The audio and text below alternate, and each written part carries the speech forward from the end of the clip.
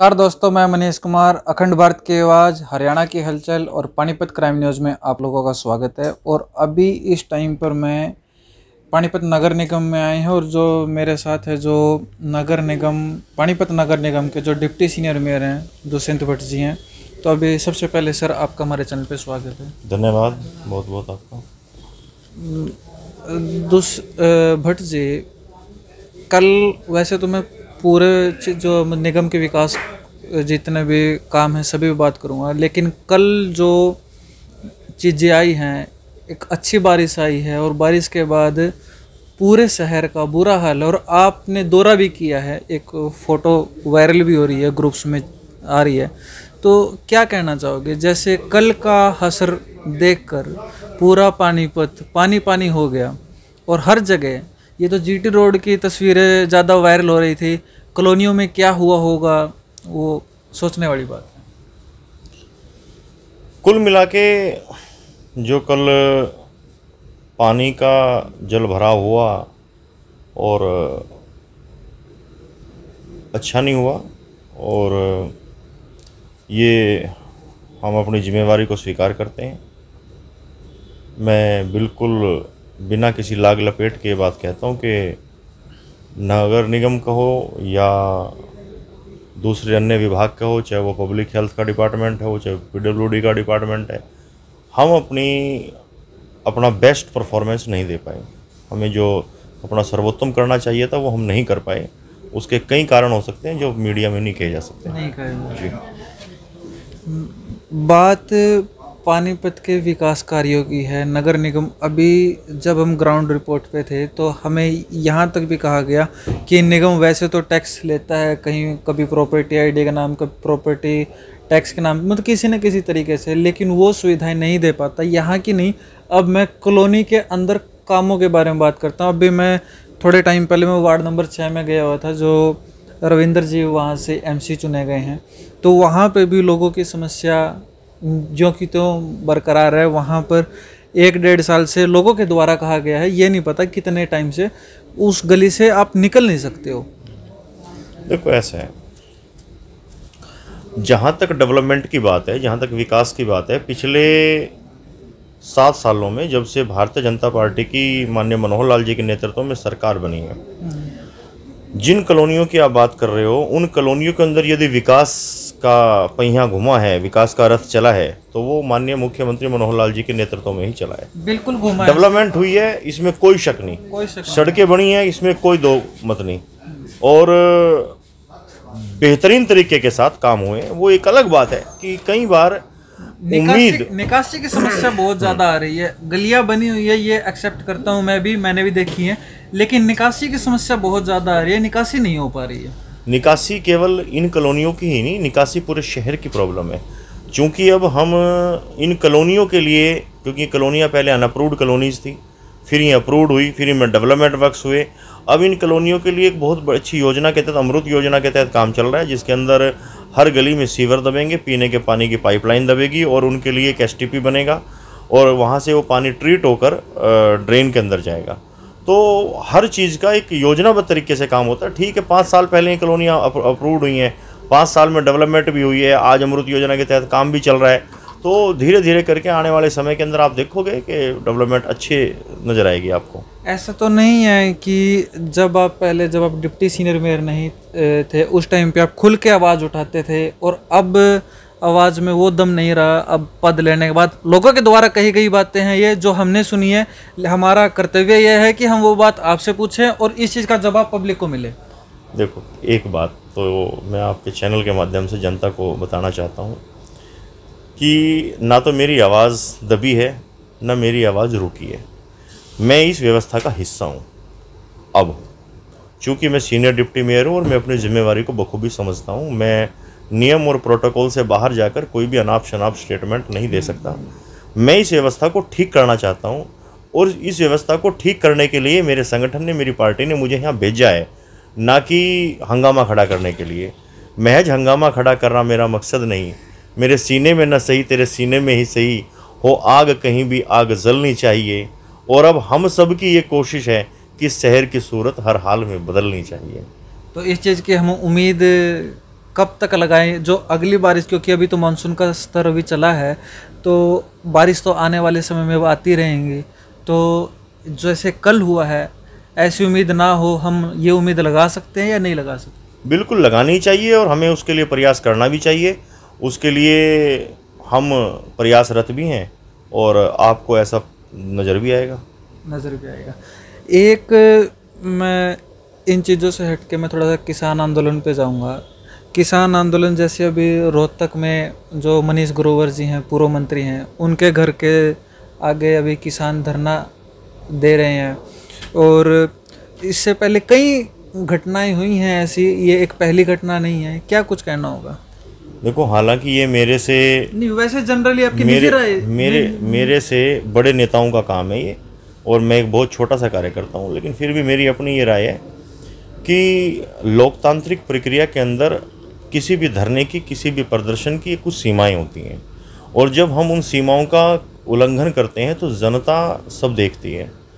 और आज जो भी ये किसान आंदोलन के नाम पर जो भी नौटंकियाँ, जो भी ड्रामे हो रहे हैं, ये सब जनता देख रही है, और जनता इनको सही समय पर अपने आप जवाब देगी। आप ये देखिए कि सरकार के धैर्य की परीक्षा आप एक्सपेक्ट करो ना, कितना एक जो माहौल क्रिएट किया गया है, लेकिन उसके बाद भी हमारी सरकार, माननीय मुख्यमंत्री जी के नेतृत्व में हमारे सारे सांसद, हमारे सारे मंत्री, हमारे सारे विधायकगण किस प्रकार से इस व्यवस्था को कितना धैर्य बनाए हुए हैं। और केवल विरोध करने के लिए विरोध होना, भाई उनका सिर्फ ये इसलिए कि वे विरोध करना है, कारण क्या है कुछ नहीं पता। अरे भाई, हालांकि मतलब छोटा मूर बड़ी बात मैं कह रहा हूँ, मेरा वो इतना बड़ा कद नहीं कि मैं उस आंदोलन पे कोई सवाल उठाऊं या मैं अपनी सरकार को मेरा वो इतना बड़ा कद नहीं है, लेकिन मैं एक सामान्य सा कार्यकर्ता होने के नाते एक छोटी सी बात कहना चाहता हूँ। 100 बातों की एक बात कि आपने मथुरा जाना है, ठीक है, बिल्कुल। सरकार ने, पहले हम मथुरा जाते थे वाया दिल्ली होते हुए, दिल्ली से जा रहे थे, दिल्ली से जाते थे फरीदाबाद होते हुए, पलवल होते हुए हम मथुरा जाते थे। अब सरकार ने हमारे लिए एक रास्ता दे दिया, KMP, कुंडली मानेसर पलवल। अब जिस व्यक्ति ने कुंडली मानेसर पलवल से मथुरा जाना है वो वहाँ से जाए, और जिसने अगर दिल्ली से होके जाना हो दिल्ली से होके जाए। लेकिन ये जिद करना कि जी हमने तो दिल्ली से जाना है, भाई हम कब मना करें, चले जाओ, लेकिन वो कहना कि नहीं जी KMP को बंद करो, ये कौन सा तरीका है? हमारा देश तरक्की कर रहा है, प्रगति के रास्ते पर अग्रसर है। आज कौन सी सदी में हम जी रहे हैं, आज हम कहाँ से कहाँ पहुँच गए। की गारंटी भी मांग रहे हैं। हाँ, वो है ऑलरेडी, वो तो है ही है, उसमें तो कोई लिखित में नहीं है ना, वर्बली है वो चीज़। ये चीज़, सब चीज़ें ना एक डिबेट का इशू है, एक मतलब बहस कही जाए, ओपन डिबेट हो, उधर से वो आए उधर से वो आए, इसमें इसका कोई ये निरर्थक बातें हैं।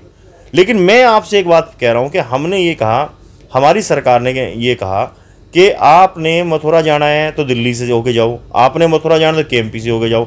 आप ये कह रहे हो KMP का रास्ता बंद कर दो, हम तो दिल्ली से जाएंगे, कि भाई आपको किसने रोका है? जिनको ज़रूरत है वो KMP से जाएंगे ना, जिन्हें जल्दी जाना है। ठीक बात है। तो ये एक है जी। तो आने वाले समय में हम पानीपत के विकास के आप किन किन कार्यों की आप शुरुआत करने वाले हैं? क्योंकि करोड़ों रुपए के काम होते हैं, प्रोजेक्ट्स लगते हैं, फिर रिजल्ट्स, फिर मैं कल वाली बात पे आ जाऊंगा, फिर कहीं ऐसे रिजल्ट्स ना मिले। देखो, पानीपत एक औद्योगिक नगरी है, और जिस तरह से पिछले 10 से 15 सालों में इसका एक फैलाव हुआ है, जितनी डेवलपमेंट यहाँ हुई है, और जितने लोगों का बाहर से आकर यहाँ बसे हैं, लोग आकर अलग अलग स्टेट से लोग बसे हुए हैं। आप देखें कि आज से 20 साल पहले पानीपत का छोटा सा स्वरूप था, आज इसके अंदर 2 विधानसभाएं, और 2 विधानसभा के अंदर भी जो वोटर हैं, वोटरों की संख्या भी 2.5 लाख से ऊपर है। उस समय 1,15-16 हज़ार की एक विधानसभा होती थी, आज 5 लाख की तो वोटर हैं। पॉपुलेशन कितनी बड़ी है, कितना लोगों यहाँ पर आकर बसे हैं। तो जब वो लोग यहाँ पर आकर बसे हैं, जो ये कॉलोनियों के अंदर डेवलप आके बस गए, कॉलोनियाँ डेवलप होगी, तो अब हमारा मेन टारगेट ये है कि इनको मूलभूत सुविधाएं दी जाएं, और इस शहर को एक ढांचागत तरीके से, एक योजनाबद्ध तरीके से इस शहर के डेवलपमेंट पे काम किया जाए। उसके लिए अलग अलग तरह की योजनाएं आती हैं, अलग अलग तरह के अधिकारियों से बातचीत होती है। तो और आने वाले समय के अंदर आपको हर चीज़ का एक समय है। धीरे धीरे आपको अपने आप ही लगेगा। आप मनोज जी जहाँ रहते थे, इंदिरा कॉलोनी का हाल देखिए, पिछले एक लंबे समय से बुरा हाल था वहाँ पे। आज वहाँ पे सीसी की सड़कें हैं, आज वहाँ पे नाला बन रहा है। तो आप मतलब चीज़ को समय तो लगता है, लेकिन जो ठोस रिजल्ट आता है उसमें वो बहुत सुखद होता है। अभी इसी चीज़ की हम एक मुहिम बना के चले हुए हैं। सभी वार्डों की, सभी कॉलोनियों में हम कोशिश कर रहे हैं जाएं और वहाँ की समस्या उठाएं कि जो समस्याएं आप तक नहीं पहुँच पा रही हैं वो समस्याएं आपके संज्ञान में भी आएँ। ऐसा कुछ नहीं है कि अच्छी बात है, आपको प्रयास करनी चाहिए, समस्याएं उठानी चाहिए। ऐसा कोई भी निगम पार्षद नहीं होगा। और हम, क्योंकि हम तो अर्बन लोकल बॉडीज, जब नाम ही लोकल है तो हम तो जनता से जुड़े हुए लोग हैं। ऐसा नहीं कि हमें किसी समस्या का नहीं पता। उन समस्याओं को हल में हर आदमी अपने तरीके से लगा हुआ है, लेकिन जो एक प्रोसेस है, एक फॉलो करना है, उस प्रोसेस को तो हम सबको पालना ही करना पड़ता है, जो सरकारी नियम है। तो उसके लिए सारा वो एक ये भी बोला जा रहा है, जब जैसे मैं अभी तक 2-3 वार्डों में जा चुका हूँ, ये भी बोला जा रहा है उन्होंने अपने एमसी को चुनाव प्रचार में देखा था, उसके बाद नहीं देखा, और यदि आते हैं तो ये नहीं पता कब आते हैं और किससे मिलके जाते हैं। जो लोगों की समस्या है उन्होंने ऐसा बोला है। आपकी सभी एमसीओ से बातचीत भी होती होगी, सभी से मिलते भी होंगे, और जब कोई नेता है या एमसी है, कोई भी है कहीं पर भी, उसकी कनेक्टिविटी पब्लिक के साथ रहनी चाहिए। यदि वो आफ्टर 5 इयर्स बाद मिलता है किसी भी पब्लिक से, कनेक्टिविटी होती है, तो उसका वो दायित्व नहीं है। उसका दायित्व ये है कि वो हफ्ते में नहीं, 10 दिन में, 15 दिन में, 20 दिन में एक बार पब्लिक डीलिंग करे। समस्या का समाधान हो या ना हो, लेकिन एक बार बैठ के विचार करे कि इसको किस तरीके से सॉर्ट आउट किया जाए। एक बार कनेक्टिविटी तो हो पब्लिक के साथ, क्योंकि पब्लिक इसी चीज पे नाराज है वार्डों में। हमारे 26 के 26 निगम पार्षद समेत मेरे, समेत हमारे डिप्टी मेयर के और मेयर मैडम के, हम सब जनता के लिए समर्पित हैं और पब्लिक के टच में हैं। और क्योंकि हम तो यहाँ बैठ के देखते हैं कि जितना डेवलपमेंट के लिए चिंतित सभी पार्षद हैं, सभी पार्षद अपने अपने वार्डों के काम लेकर जिस प्रकार के एफर्ट्स करते हैं, उनके एफर्ट्स को सैल्यूट है। और हर चीज़ जनता कई बार वो चीज़ समझ नहीं पाती या वो कह नहीं पाते, ऐसा नहीं है। लेकिन मैं बताऊं कि आपको जितने भी हमारे पार्षद साथी हैं, सारे बेस्ट एफर्ट्स कर रहे हैं इस टाइम इस शहर को लेकर, डेवलपमेंट को लेकर। तो अभी जैसे हमारे साथ, तो अभी आप पानीपत की जनता को आपका कोई मैसेज? मेरा इस शहर की जनता से यही उनके चरणों में वंदन है, प्रार्थना है कि जितनी जिम्मेवारी हमारी है इस शहर को संभालने की, उतनी ही जिम्मेवारी जनता की भी है। हम भी नालों के अंदर पॉलीथीन ना डालें, हम भी खाली बोतलें ना डालें, हम भी वो गंद ना डालें जिससे नाले जाम हो, जिससे सीवर जाम हो। क्योंकि वो रेस्पॉन्सिबिलिटी जब जनता और नेता दोनों मिलकर निभाएंगे तो इस शहर का स्वरूप बदलेगा। क्योंकि ये शहर कोई मेट्रो सिटी जिस तरह का शहर नहीं है जो योजनाबद्ध तरीके से बसाया गया हो। ये शहर बसा है, ये अपने आप बसा है शहर, लोग आके यहाँ बसे हैं, धीरे धीरे ये शहर बसता चला गया। तो अब जब ये शहर एक अनप्लान्ड तरीके से बस गया, तो इसको प्लान्ड तरीके से ठीक करने के लिए जितनी रेस्पॉन्सिबिलिटी नेताओं की, उतनी ही रेस्पॉन्सिबिलिटी जनता की है। जनता को भी अपनी जिम्मेवारी बखूबी निभानी पड़ेगी और हमें भी अपनी जिम्मेदारी बखूबी निभानी पड़ेगी। हम दोनों मिलकर इस शहर का स्वरूप बदल सकते हैं, अकेला व्यक्ति कुछ नहीं कर सकता। तो भट्ट जी, समय समय पर मैं आपसे दोबारा से आपका समय लूँगा, क्योंकि अब जब समस्याएं उठा रहा हूँ तो आपसे ही उनके बारे में मैं विचार विमर्श करूँगा कि यहाँ पर यह समस्या है, इसके बारे में कुछ सोल्यूशन निकालें।